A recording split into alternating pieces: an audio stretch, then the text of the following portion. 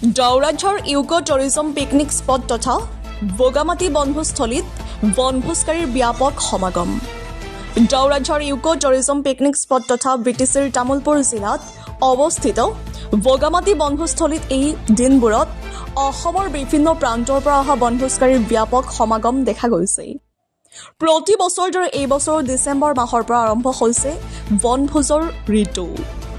প্ৰাকৃতিক সৌন্দৰ্যৰে ভৰপূৰ বগামাটি বনভোজস্থলী বৰ্তমান অসমৰ বিভিন্ন ঠাইৰ বনভোজ প্ৰেমীৰ বাবে এক অন্যতম আকৰ্ষণীয় গন্তব্য স্থান হিচাপে পৰিগণিত হৈছে। ইয়াত আগন্তুক বনভোজকাৰীসকলে প্ৰকৃতিৰ মনোমোহা পৰিৱেশৰ মাজত খাদ্য গ্ৰহণৰ লগতে বিভিন্ন ধৰণৰ মনোৰঞ্জনৰ সুবিধা উপভোগ কৰে।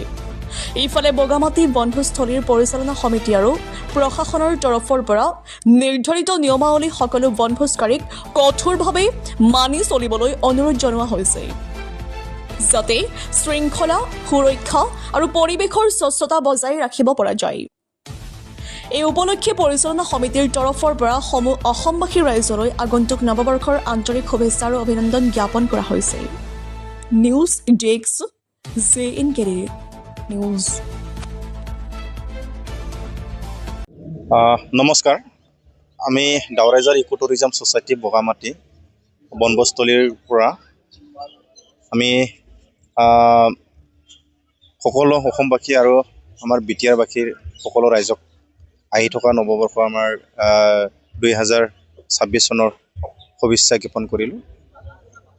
আৰু আজি আমি বগামাটিৰ যিটো বনভোজস্থলীত বিগত সময়ৰ দৰে এইবাৰো বহুত ঠাইৰ পৰা পৰ্যটকসকল ইয়াতে বনভোজ কৰিবলৈ অহা আমি দেখিবলৈ নিশ্চয় পাই আছে সকলোৱে নিউজৰ যোগেদি।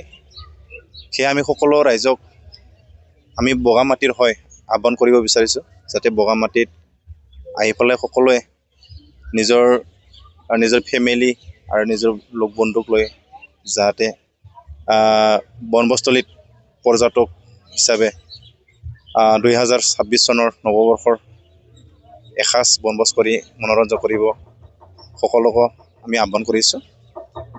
আমি ছ'চাইটিয়ে যিহেতু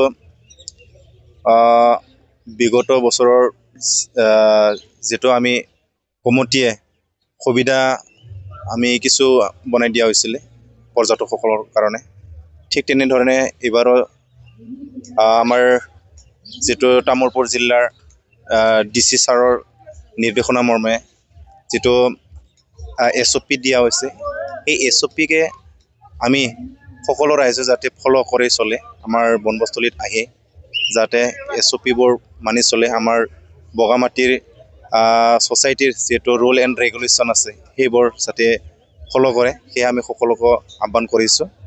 যাতে নেকি কোনো ধৰণৰ আমাৰ বগামাটিত তেনেকুৱা পৰ্যটকৰ মাজত হাই কাজিয়া, বেয়া শৃংখলা যাতে নঘটে, সেয়ে আমি সকলো পৰ্যটকৰ কাৰণে যিটো SOP আৰু ৰুল এণ্ড ৰেগুলেশ্যন সেইবোৰ ফ'ল' কৰি যাতে চলিবৰ কাৰণে আমি সকলোকে আহ্বান কৰিছোঁ। আৰু আমি বগামাটি ছ'চাইটিয়ে আজি নহয়, আমি বহু বছৰৰ পৰাই যিহেতু আমি স্থায়ী হিচাপে ইয়াতে এটা ছ'চাইটি গঠন কৰি আমি বহুকেইটা আমাৰ নিবনুৱা ল'ৰাবিলাকে এংগেজ হৈ পেলাই আমি কাম কৰি আহিছোঁ। আৰু বিভিন্ন ঠাইৰ পৰা বগামাটিত যিহেতু বনভোজকাৰী আহে, পৰ্যটকসকল আহে, তেখেতসকলে উভতি যোৱা সময়ত বা বনভোজ কৰি থকা সময়ত বা ঘূৰি ফুৰা সময়ত বিভিন্ন ধৰণৰ অসুবিধাৰ সন্মুখীন হ'ব খোজে। সেই সময়ত আমি কমিটিয়ে ষ্ট্ৰংলিভাৱে প্ৰশাসন আৰু ডিপাৰ্টমেণ্টৰ আমি সহায় লৈ পেলাই আমি সকলো পৰ্যটকসকলক আমি সহায় কৰোঁ। সেয়ে আমি ক'ব পাৰোঁ যে আমি বগামাটি ছ'চাইটিত যিহেতু বগামাটিত বনভোজ কৰিবলৈ যিসকল আহে তেখেতসকলক আমি যেনেকুৱা হ'লেও আমি সহায় কৰোঁ। কোনোবা যদি ইয়াতে লগ বন্ধুৰ এৰি পেলাই যদি ৰৈ যায়, তেন্তে আমি তেখেতসকলক আমি কমিটিয়ে ইয়াতে আশ্ৰয় দি পেলাই আমি ৰাখোঁ, আমি পহৰা দিওঁ। সেয়ে আমি সকলোকে যাতে বনভোজস্থলীত আহি নিয়মবোৰ পালন কৰি বনভোজ কৰি উভতি যোৱাৰ কাৰণে আমি আহ্বান কৰিছোঁ।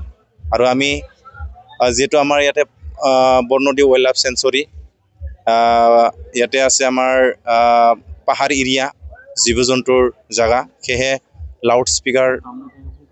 লাউড স্পীকাৰৰ হাই পলিউশ্যন ইয়াতে এলো কৰি দিয়া হোৱা নাই আৰু জংঘলত যাতে আমাৰ প্ৰশাসন আৰু ছ'চাইটিৰ বিনা অনুমতিত যাতে প্ৰৱেশ নকৰে আৰু ইয়াতে আমাৰ বনভোজস্থলীত প্ৰৱেশৰ সময় হৈছে আপোনাৰ ৰাতিপুৱা 10 বজাৰ পৰা আবেলি 4 বজালৈকে সেয়ে আমাৰ টাইম আৰু আমাৰ ৰুল এণ্ড ৰেগুলেশ্যন আৰু আমাৰ DC ছাৰৰ যিটো SOP সেইবোৰ মানি চলাৰ কাৰণে আমি সকলো পৰ্যটকক আমি আহ্বান কৰিছোঁ ধন্যবাদ